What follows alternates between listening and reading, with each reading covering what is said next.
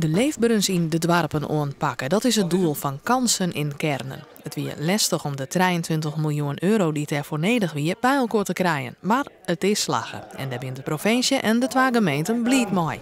Nou, het doet de discussie om de Centrale Azië volle hevigheid raasde. Zijn de mensen van als die dieken dan dags komen moet, dan willen wij dat de leefbaarheid van het dorp en ik ompakt wordt. Nou, je ziet het hier achter mij, er is hier allerlei verkeer. En met dit Kansen in Kernen kunnen we begrijpen in Damwater verzorgen dat het dorp wat in twaalf splitst is, tot deze hele drokke diekt, dat weer bij elkaar komt, dat je een prachtig dorpsplein komt. Maar aast met de vernijde café en centrum hier, dat het hier echt weer een leefbaar plak wordt, een klopje in het het van het dorp en de Mierskip. De aantraap is nog dit hier in Gariep. Van daar kom hier aan de oren dwarpen, likos Damwaard op een scheppen. De rotonde eruit, daar maken we een mooi dwarspleintje van. Hieromheen hebben we een hele groene omjouwing, maar ik wil mooi aanklaaid worden. Wat ik pas bij de Kruisweg, dus naar het dwarpshuis hier in dit dorp.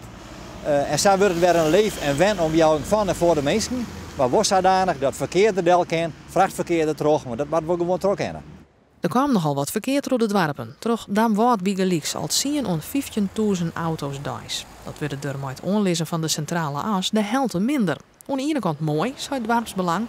Aan de andere kant moeten er wel mensen naar het dorp daar komen blijven.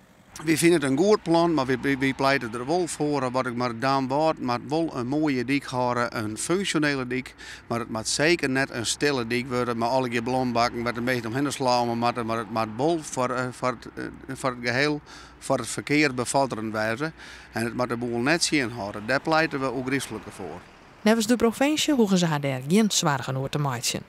Nee, die dwarpen zullen grif net leger in, want het zijn hele warmere dwarpen maar krieg. Begrijp aan Damwaard, je gebeurt van alles en wij denken dat als je hier het noffelijker maatje van de mensen om hier te komen, dat ze hier net alleen maar trorrieden, zoals hier nou gebeurt, maar dat ze hier komen om te winkelen of bezitten te gaan of zo.